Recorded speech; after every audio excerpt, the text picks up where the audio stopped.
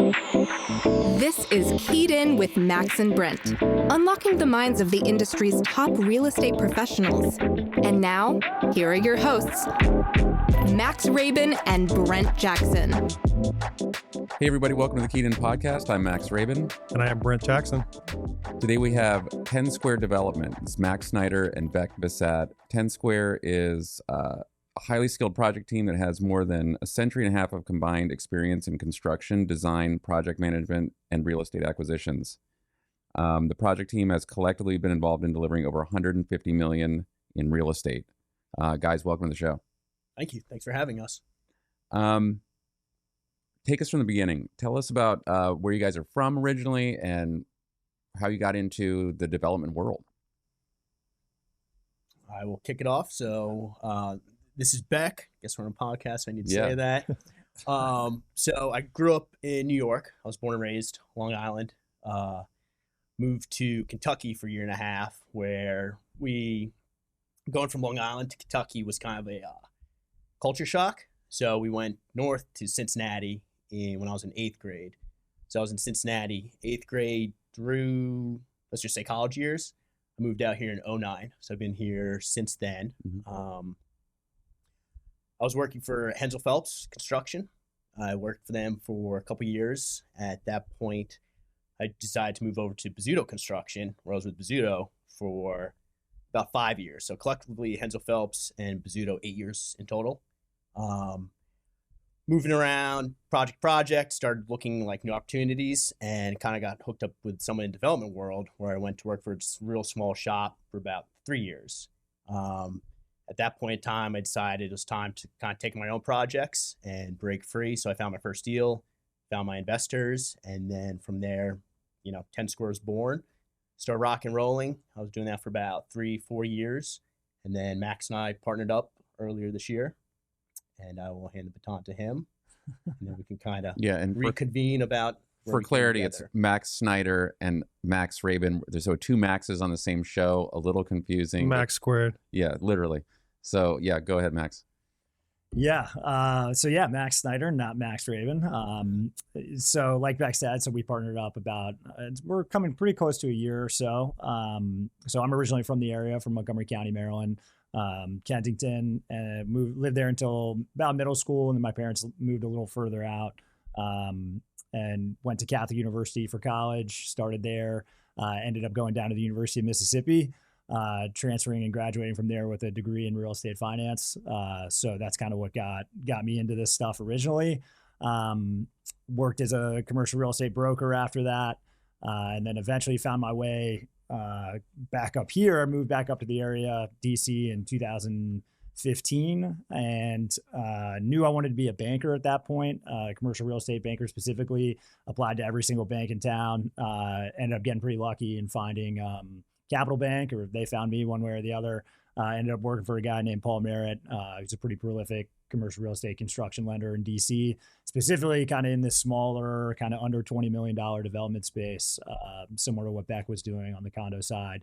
And started buying up apartments after that, and or during that time rather, and then started to partner up with Beck about a year and a half ago. We started talking about it, kind of went through the motions of that, kind of figuring out if we wanted to do it together, and ultimately made that decision, and it's been good so far. Yeah, it's kind of marrying of skills, if you would. His finance background, which was my weakest self-made, skill set. I was only in the construction world and development world. So once we started talking about it, it just made sense. And I remember we went and looked at a couple of my projects, and at the end of it, we're sitting in my car, and I kind of just at first jokingly said something about us like partnering up at some point in time. He just kind of like laughed it off. And then 3 weeks later, I get a phone call from him out of the blue, and he's like, "Yo, man, I've been thinking about this." He's like, "It actually does make a lot of sense for us to, maybe take a hard look at partnering up." And that was probably a year ago, give or take, around now, maybe a little longer. Yeah, probably longer now at this point. Yeah. It's kind of flown by. We spent some time working with like a leadership coach, essentially kind of a business coach, to essentially broker the deal, I guess, between us, or really kind of make us think if we wanted to make sure we wanted to be partners. And I think that was incredibly helpful. It's basically doing like pre-marriage counseling, Did you sign a prenup on this? Yeah. What's funny, he says, Yeah. he says you basically, when you're entering a partnership with someone, you're basically married, but you're not having sex. So Right. I actually, that's kind of genius actually, because I think a lot of people get into business together you pick your business and they don't really know who they're talking to. No question. They haven't really thought it through. They think like, well, you have this skill and I have this skill. Let's just do it. And then they end up like completely screwing everything up. Right. Falling flat on their faces. Absolutely. And I think we both had business partners prior to that kind of didn't work out. Right. And so we'd been through that divorce, if you will. So we knew what we were looking for in our second partner. So that helped, kind of having that mindset, but then also working with the leadership coach we worked with, really just helped kind of make it all make sense and helped us with understanding where we wanted to go and that we were on the same page. Question on the leadership coach. So from start to finish, like how many meetings, how long did this take place for you guys to kind of get in the comfort zone? It's like, marriage counseling can be 3 months, whatever it is, but it's like, was it like a one-stop shop? Like, hey, let's meet and then it's done? 4 to 5 months. Okay. Yeah, it was a good Catholic wedding. So it was a nice long drawn out space, and we would meet, phone calls, we'd meet in person, talk about things. It was really just like he hit on a little earlier, figuring out what our goals were, where we wanted to go with like the business and make sure those aligned. And then also, when it comes down to life coach, whatever we call him. He started a couple business, had multiple partners. He's 77, so long entrepreneurial career, many partners, sold businesses. So, he was able to give a lot of insight and things for us to think about from that perspective. This wasn't some 26-year-old kid. It's like, I have a coaching degree. Right. Yeah, that's the funniest thing. Life experience. Right. Yeah, this guy, it's crazy. So he was able to help us, like a lot of things, just even, obviously the agreements, like things to think through. And, what it really came down to, the biggest thing is like, ultimately you have to have trust in your partner. So you can put whatever you want in agreement, but if you're ever defaulting to what that stuff says in the piece of paper, like you're probably head down the wrong path. You're in trouble. Yeah. So as long as, come out of the gates, your visions align, your goals align, and you have ultimate trust in each other, theoretically it should work. Not to say things can't go south, but that was the ultimate lesson he had us walk away with. Yeah, 100%. And I think that's exactly what it helped us do, was have that trust early on. So we went into it from day one, kind of knew where each one of us stood. So there was no mystery to that part. So if there is a speed bump or something goes south, knock on wood, nothing does, things are going great now, can he come back into the picture and walk you through, this is an issue that we're having, whatever it is? Sure. Yeah, absolutely. No, and he'd be more than willing to do that. And we actually just more casually had dinner with him last night. So, we're always checking in, and he's checking in more on us, kind of looking at us as just a successful partnership so far. So it's good. And he likes us, so he just wants to hang out. That's awesome. So what kind of development are you guys working on? Are you working on commercial, residential? Tell us about some of your projects. So the first 10, 11, 12 projects I did were all condos, for sale product. Can you walk us through the very first one, like what it entailed, where the money came from, how the deal came to you, location? A commercial real estate broker brought me a deal. I let it be known to a couple people in my network that I was looking for deals on my own, and was able to go have one brought to me. I quickly ran the numbers, and it penciled out. So at that point, I was able to reach out to friends and family, family, specifically friends in this instance. And through a good friend of mine, he connected me up with one of his childhood friends, who's just a wealthy individual out in New York, and sent him the deal. So I was able to find the deal through a broker, and then I was able to go raise the money. Went to a bank, was able to get bank debt on it, and that was my first project. And I was working for a developer at the time, and at the same time running my first project. It was crazy amount of hours, since I was in construction. The first deal was actually a permanent deal because my plan was I wanted to hit the ground running. So in the mornings, I would go open the gates, 7 a.m., get the subs on site. At lunchtime, I'd go check on them. And then at the end of the day, I'd go back, close it down, and then I do my, personal work in the evening. And it was crazy, 16-hour days, easy. And then a second deal came to me, also permitted. Once again, I didn't want to have to go through the whole entitlement permitting process. So my second deal was also permitted. At that point, same thing. I was running the project, but now I was pulling off fees from those two projects where I could quit my full-time job and not have to tap into savings to live. So it was kind of a strategized plan. Things kind of fell into place at that point in time.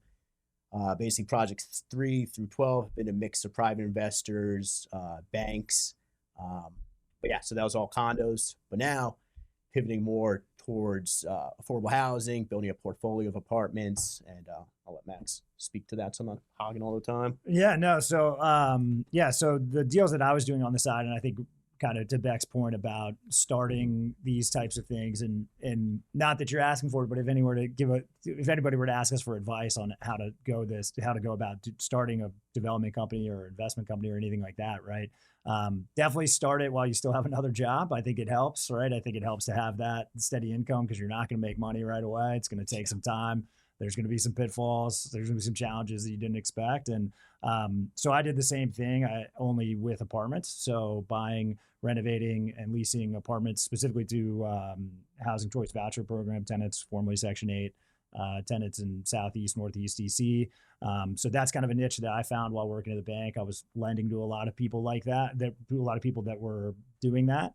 And so saw it as kind of an opportunity and snuck in there a couple of years ago. I bought a couple buildings with a different partner, like I'd said before.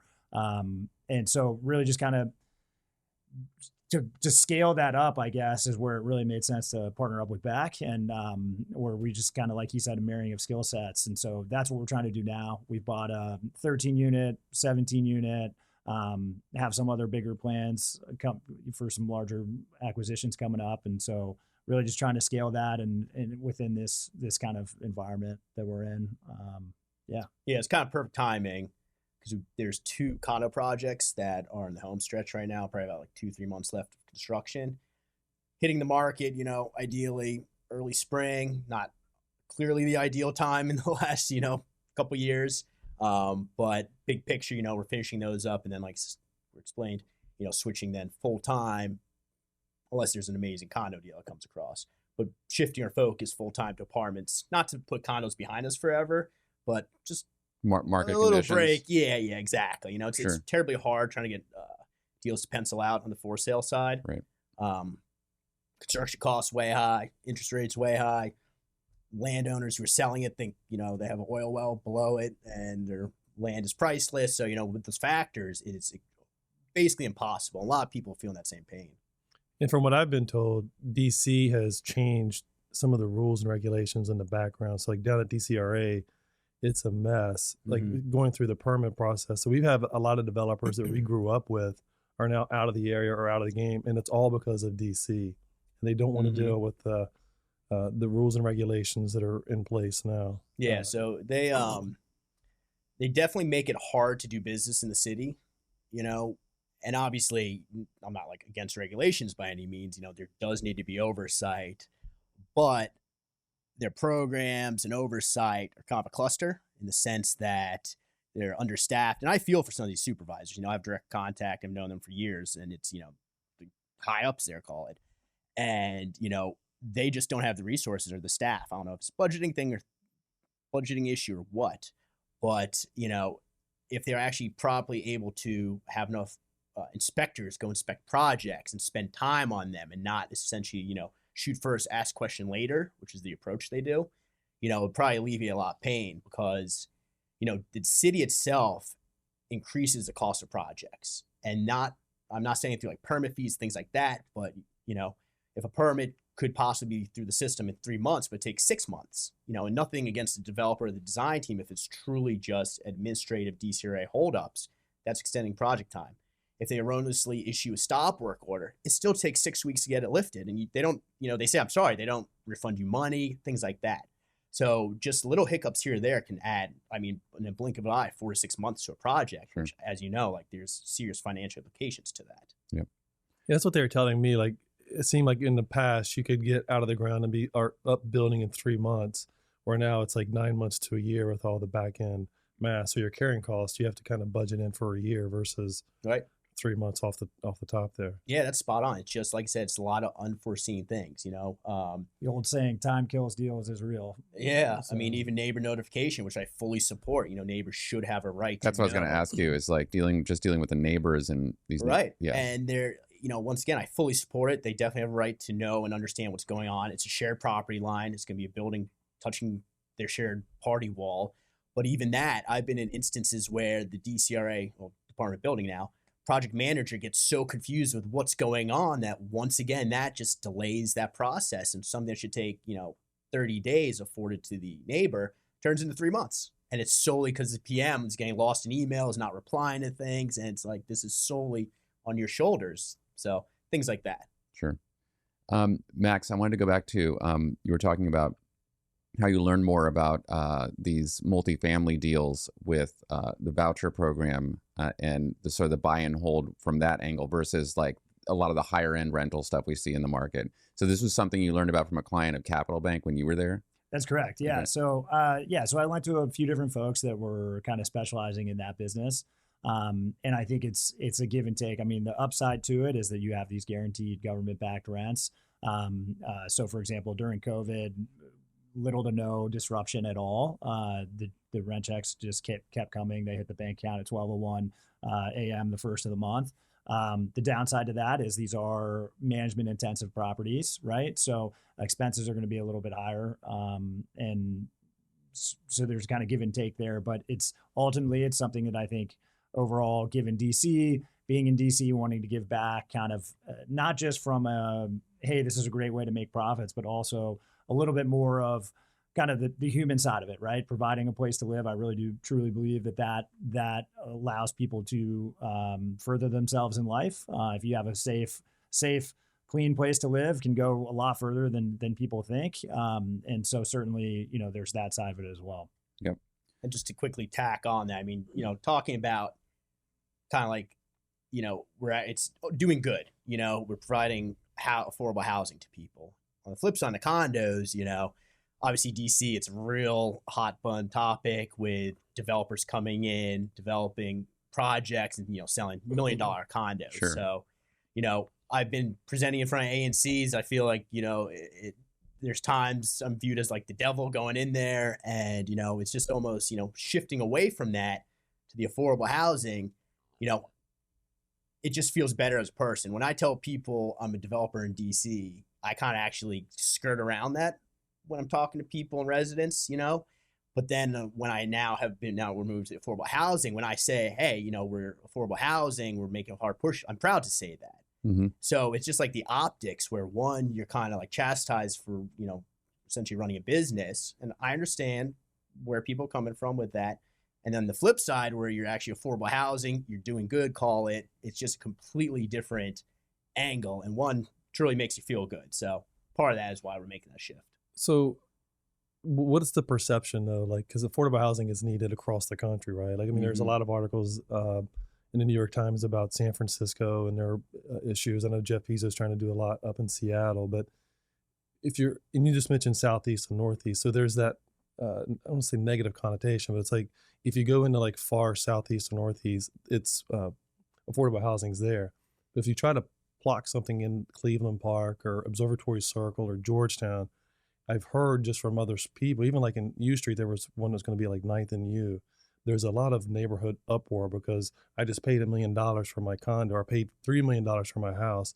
I would want to be next to affordable housing. Mm-hmm. How do you guys combat that?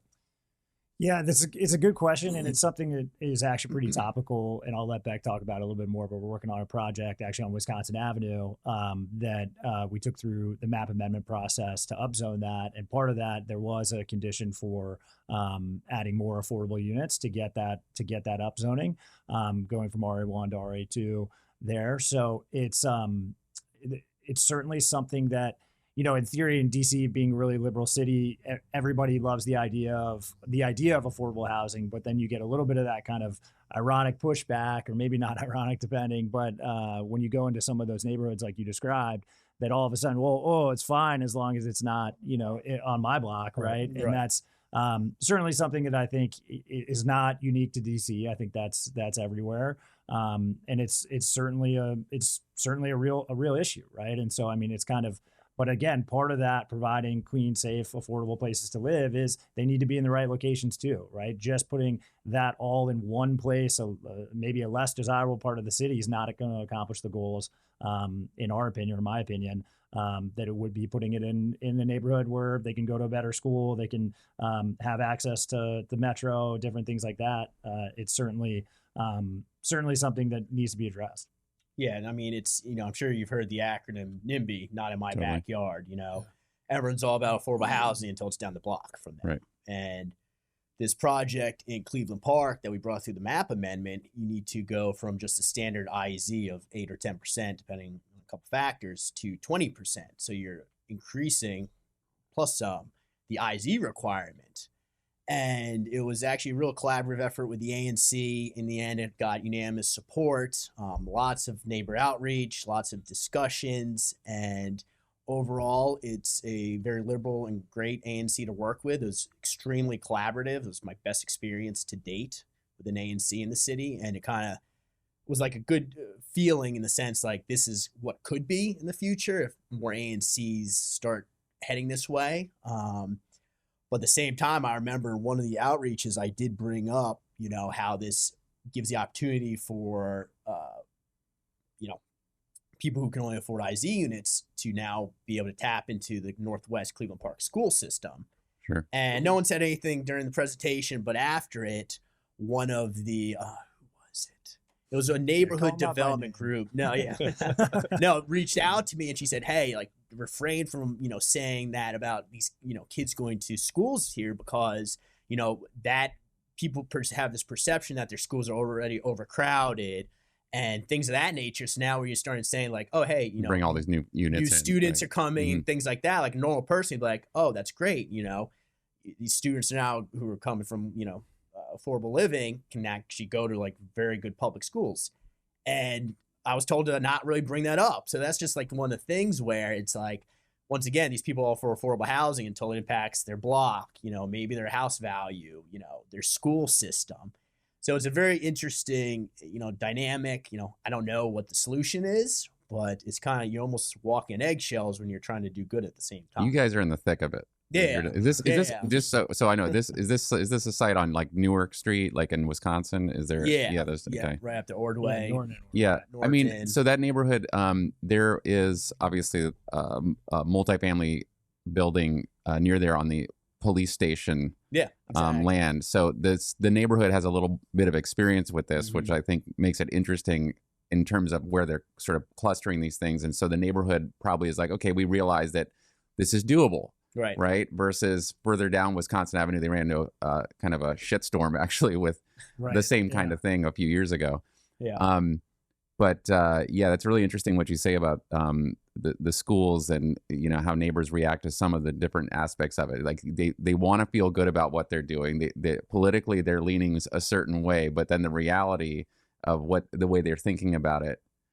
It's a tough one to get across. It's a very political thing you're involved in. It is. Yeah. And I understand where they're coming from. Let's just say as a homeless shelter, like, people don't necessarily want homeless people walking up and down their street. But at the same time, it's like, they need to live somewhere. Like, why are they now like, excluded from living in Northwest? It's just the nature of the beast. Like, guess what? This is going to happen. You just need to kind of deal with it. Sure. It's where we're at because like Max hit on earlier, you just can't cluster, every affordable housing project, every homeless shelter in like a low area of the city. Cause like, what are we doing now? Like, that's not right. So yeah, it's very, there's no, I think, direct solution to it. And it's just, I think, a compromise at some point that needs to happen. It's a lot of compromise. Yeah, that's really where it is. Absolutely. Listen to people need and kind of like meet in the middle, I guess, is the best solution. Yeah, and I think that's a part of the development that a lot of people don't realize is how much of it is community outreach and talking to different folks and getting buy-in from the neighborhood, from all different types of parties, right? Not just the neighbors, but so many different people involved with that. So Beck does a great job with that, and I think it is something that gets overlooked a lot.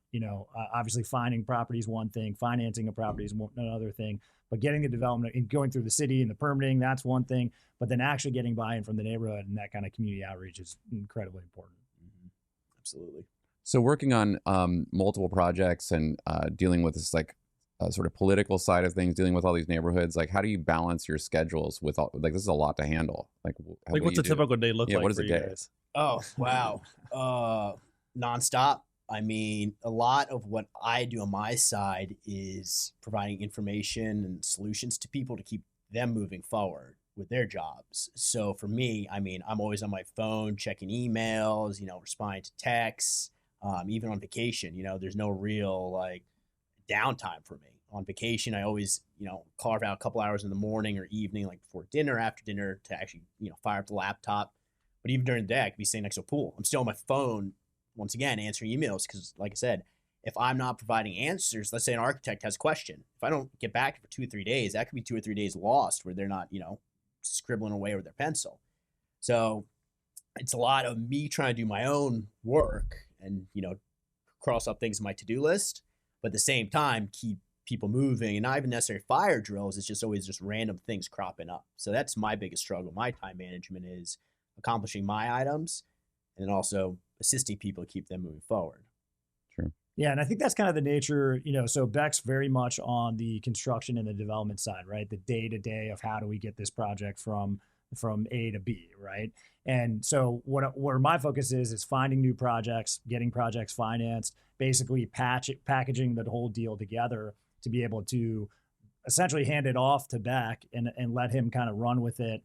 And we're obviously collaborating throughout that whole time. But I mean, our days and our time and what we're doing is very different, which I think is the sign of probably a good partnership, right? If we're doing the exact same thing and overlapping all the time, then that would be inefficient and we'd probably want to beat each other up. So it's nice that we both kind of have our own, silos, that this is what I'm doing and that's very defined and this is what he's doing. And so it's certainly, it's a lot of time, a lot of effort.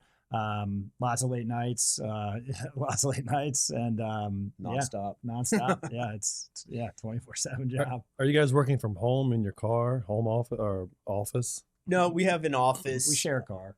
Yeah. Little sedan. Pickup truck. Yeah, our office is above Eto Mhm. Pizza right there in 14th and Q. It's a great location. I live in Logan Circle. Yeah, I'm over in Bloomingdale, so it's easy. Yeah. 3-minute bike ride for me. It's funny. I was living in Arlington up to 2017.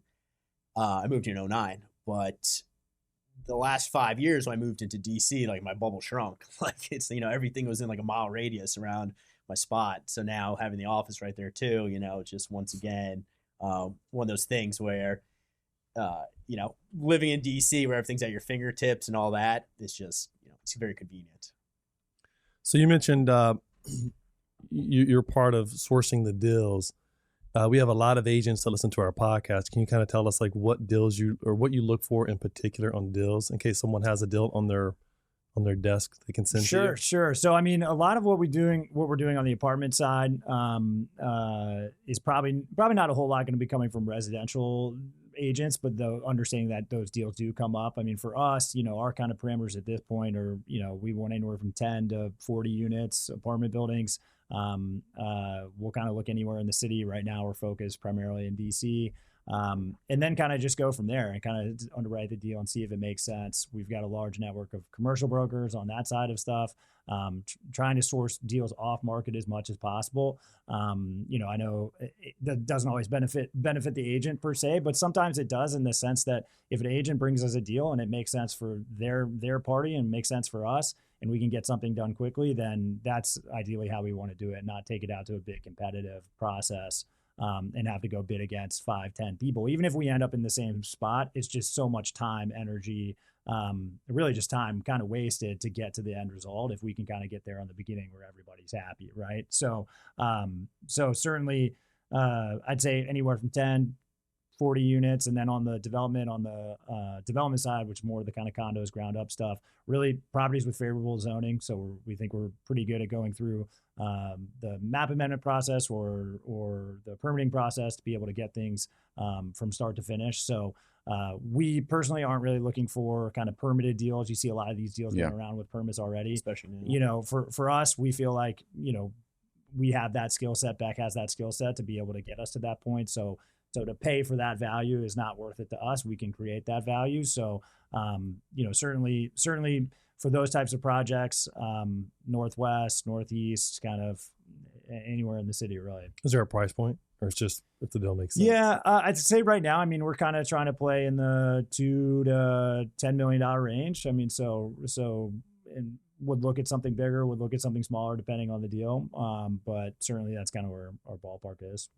Yeah, I mean, it just, to go permit a 6-unit project takes just as much time as an 18-unit project, maybe a little bit more on the design side, but we're not talking like the swing of months by any means. Obviously construction, a little longer for the bigger project, but, it's just kind of that whole opportunity cost. We'd rather do larger deals than smaller deals. Would you guys, in turn, be the ones to sell the plans and permits to a Bozzuto or someone that wants to build? Yeah. It's a bigger project, right? They're probably not going to buy a 6-unit project, but if you have a 20-unit project in your pipeline, it's already, all the permits and time. Yeah, so there have been projects that once I had the permits or coming close to permits, I bounced them off commercial real estate broker, just see what he thought, it would pencil out to on his side and what I'd be able to get. And then that's where I just run the numbers internally. It's like, obviously the most value is to see a project through completion. So there's always that thought, you take a haircut to get out of a deal, not even necessarily get out of a deal, but, take a haircut, capitalize on it, eliminate all the risk through construction, sales, essentially the unknowns, kind of just take your money earlier in the game. So haven't sold a permit deal, but yeah, I mean, that's always an option on the table. The biggest thing for us, and probably should be for any developers, you always want to leave the options on the table. You don't want to go screaming down a path of no return because let's say you hit a dead end. Like you always want, for as long as possible, keep as many options out there just in case you need to pivot or something comes up or who knows, when you start closing doors and options, that's where you might run into trouble. Yeah. And on that note, I mean, I saw it a ton on the banking side, right? Is anytime a developer is trying to outpace the market, right? Or say, hey, these condos need to sell for $800 a square foot when it's a $750 square foot, but for some reason they think that their product is going to sell for more.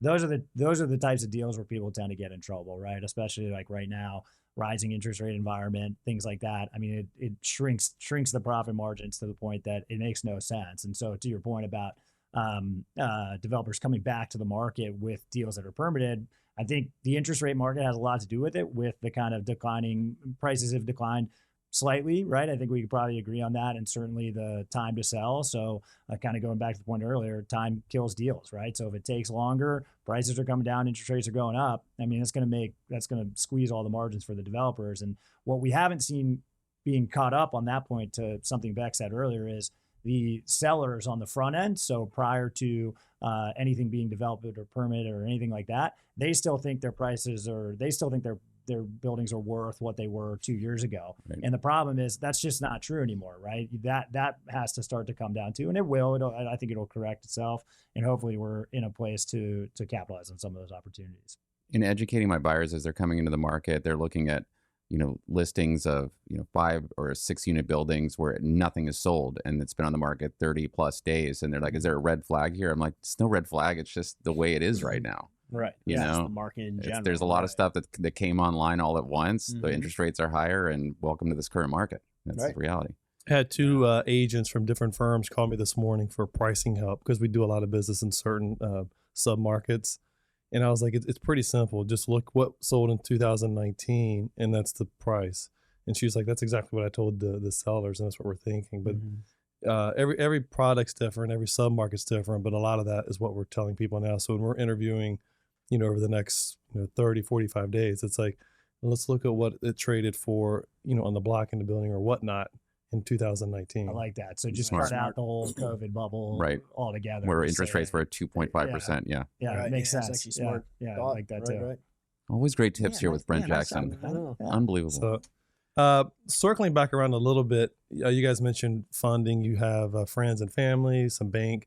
But I also noticed on your website you have it open for investors. Mm-hmm. You guys kind of want to share on your... Sure, yeah. So, I mean, we say kind of friends and family investors, right? I mean, we're not an investment firm in the sense that we can't go out there and market our stuff to the broad public, but we do take on kind of private investment from high net worth individuals self-accredited investors. And so that's kind of my side on the business, is kind of building those relationships, figuring out those kind of capital sources and what makes sense.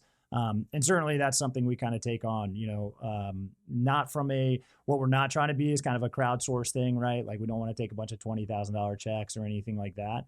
Certainly trying to find, although Beck's laughing because maybe we will take a $20,000 check, but point being is like, It's green. Yeah, right. Yeah, exactly. So point being is, we certainly have opportunities for folks if anybody's interested in that, and that would be something that would kind of discuss on an individual basis. But the apartments really allow for that to be kind of a little more systematic and a little more scalable, right? Because returns are a little more consistent and just something that we think has a little more appeal from just kind of a passive investment standpoint.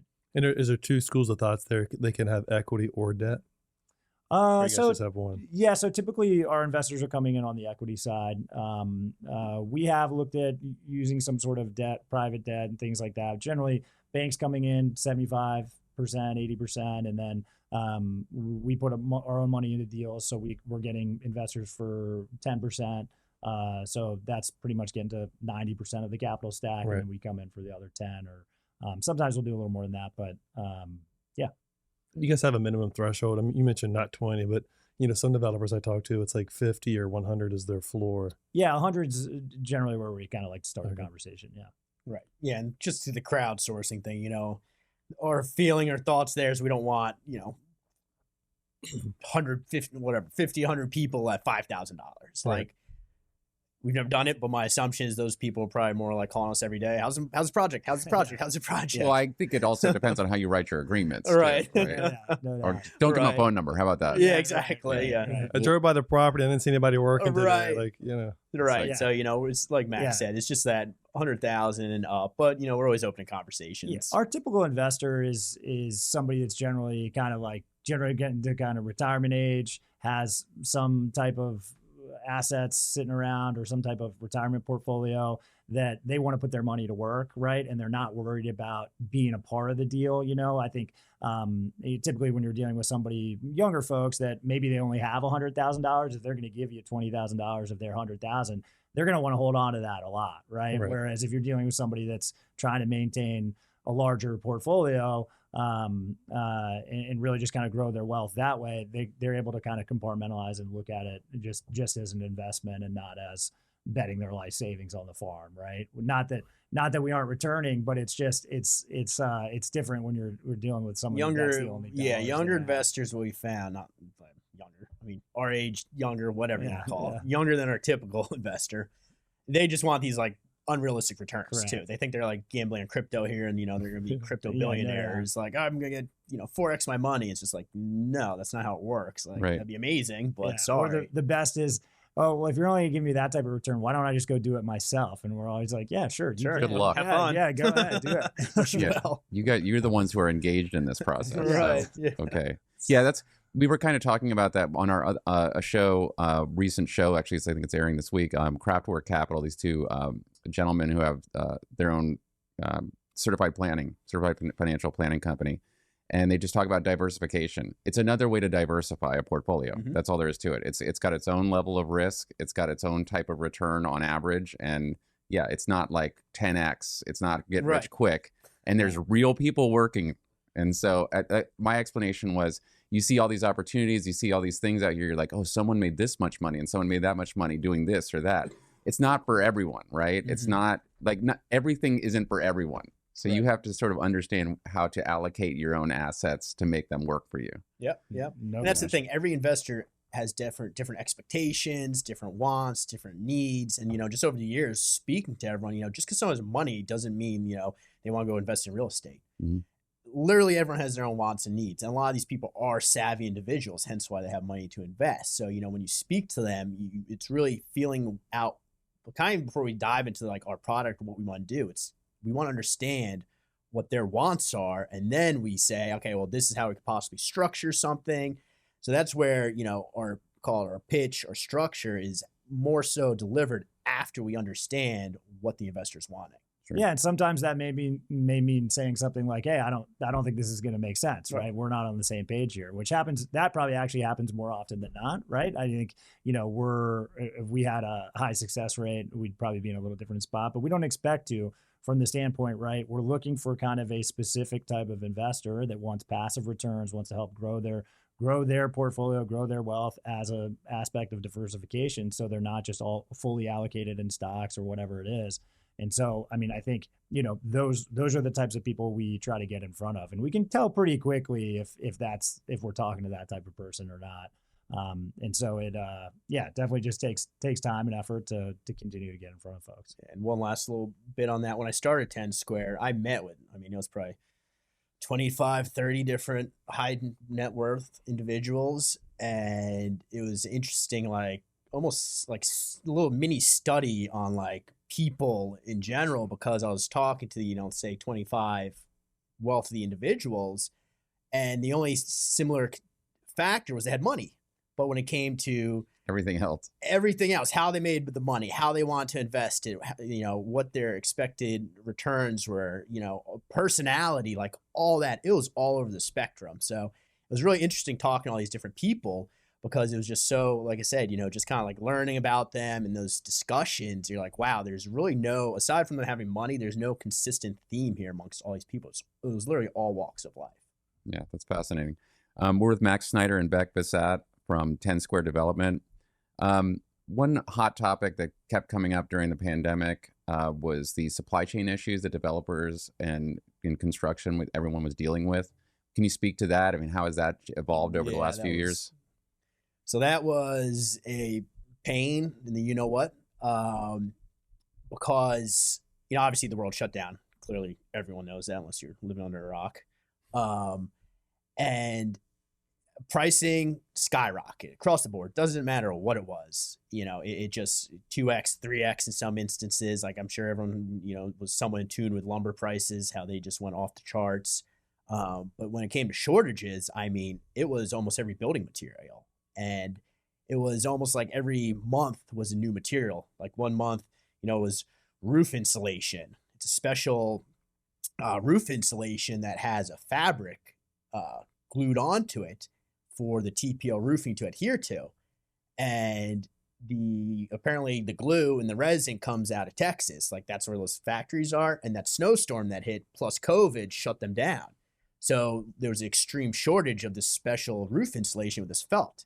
So my roofer's like, I can't get it. I was like, well, that's not an acceptable answer. Like you have to get it.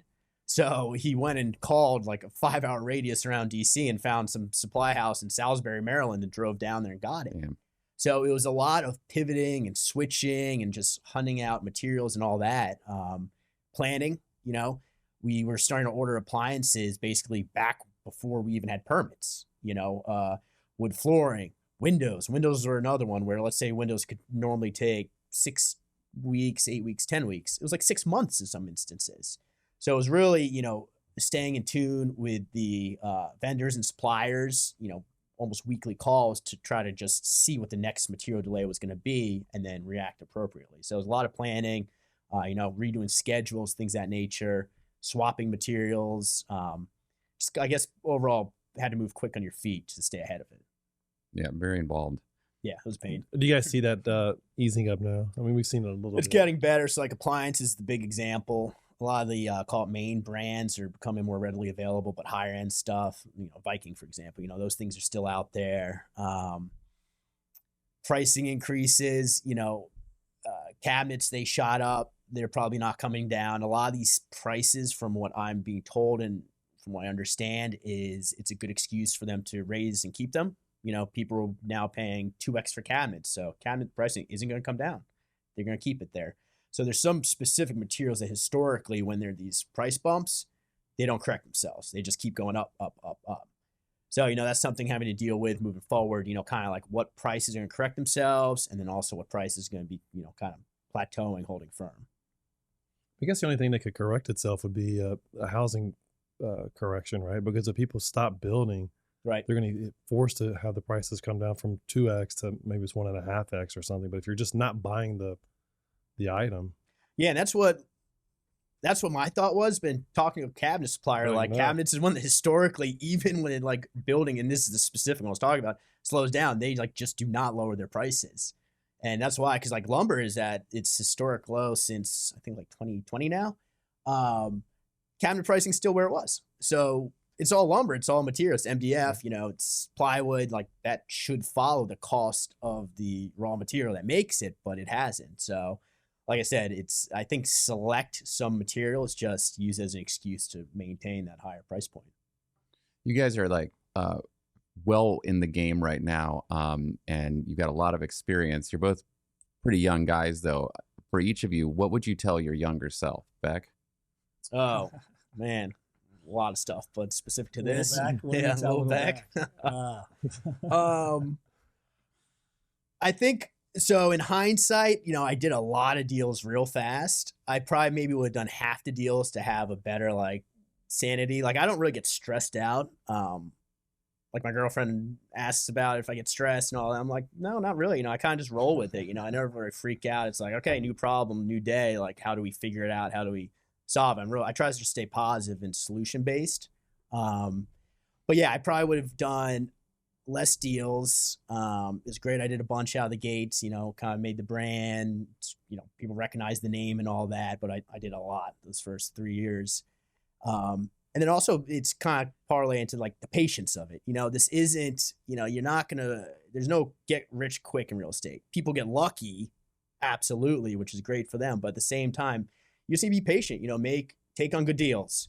Don't try to make deals work. You know, don't all of a sudden just like cut your construction costs to have a 20% margin spit out on the back end, you know, be realistic with yourself. So it's just really, you know, it's a mixture of being patient, obviously taking on good deals, and, you know, go in with the understanding, like you're probably not going to, on a condo deal from start to finish, like it's probably, you know, 18, 24 months before you're going to see a return on that. So just kind of those things, you know, more savvy business advice.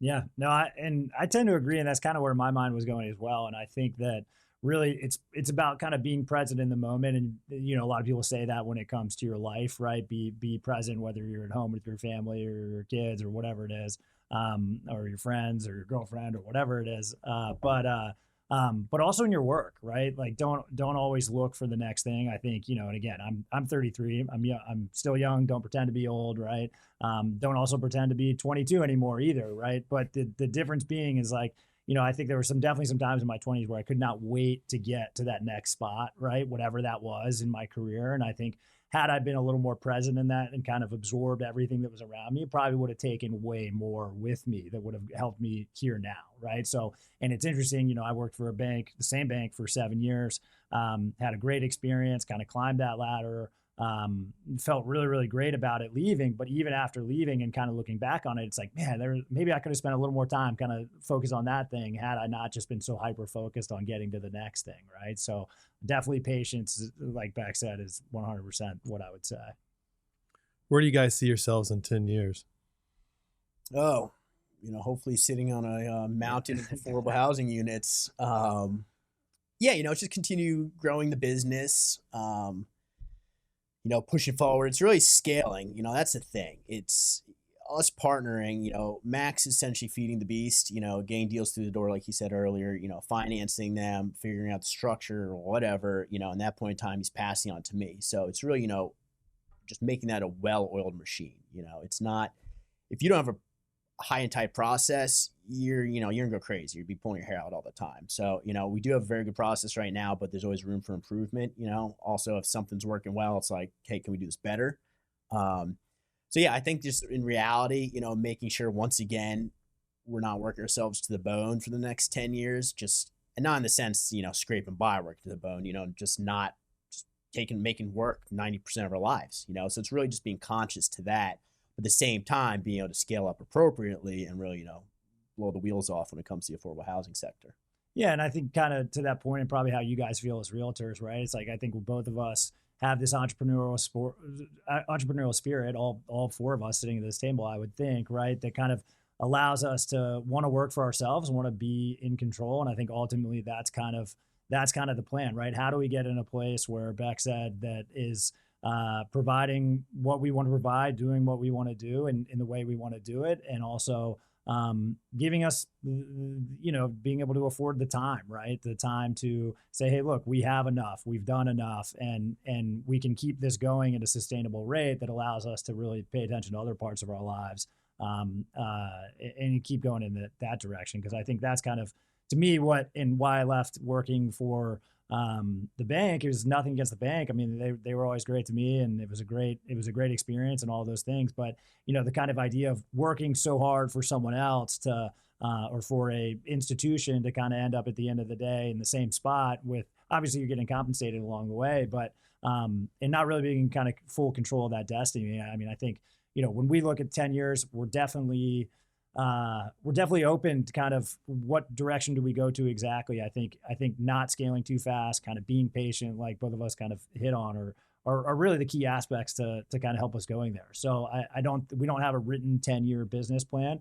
5 years, we have it. We kind of have that more or less kind of modeled out, thought out. What kind of happens after that point, I think we got to always kind of be reassessing and adjusting to the market, and you never know, right? But certainly don't want to scale too quickly. I think one of the things we've learned is we can do a lot with ourselves.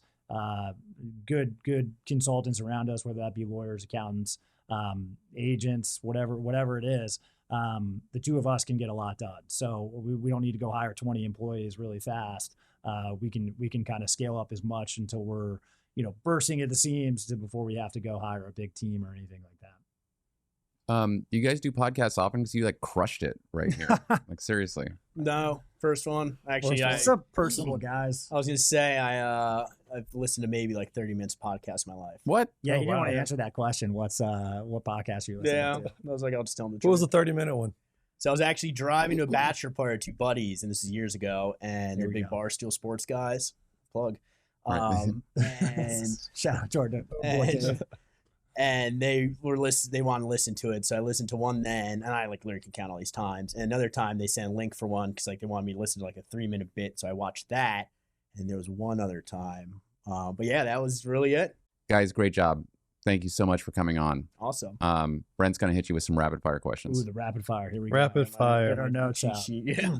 We were talking sports earlier. Do you guys have a favorite team or a favorite sport? Absolutely. The Cincinnati Bengals. Joe Burrow. Shout out Joe Burrow, baby, my guy. Yep. Favorite. So I'm a Washington DC sports fan. I've been feeling sorry for myself my entire life.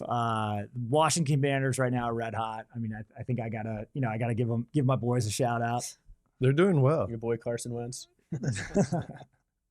It's impressive that you have two teams for sale anywhere, but you have the Commanders and the Nationals are up for sale. I in really Washington. wonder about the Commanders crazy. thing, though. I Is it I don't real? right. Is it I don't real? trust.